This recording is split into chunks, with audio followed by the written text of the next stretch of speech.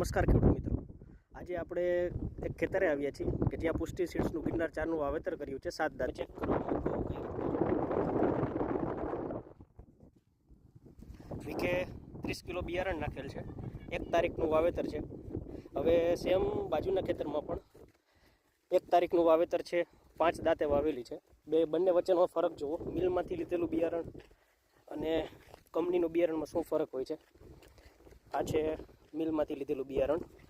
જ્યારે વાવેતર ચાલુ હતું ત્યારે હું ચેક કરવા આવ્યો હતો, તો ઉગેલા દાણા અને ઝીણા દાણા ને એવું હતું. તમે જુઓ કેટલા ખાલા છે, જુઓ તમે. 5 દાંતે વાવેલું છે.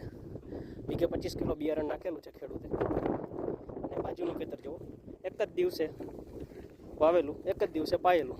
આટલો ફરક હોય છે. કોઈ સારી કંપનીનું બિયારણ લેવું લ્યો તો હંમેશને માટે સારું પસંદ કરો.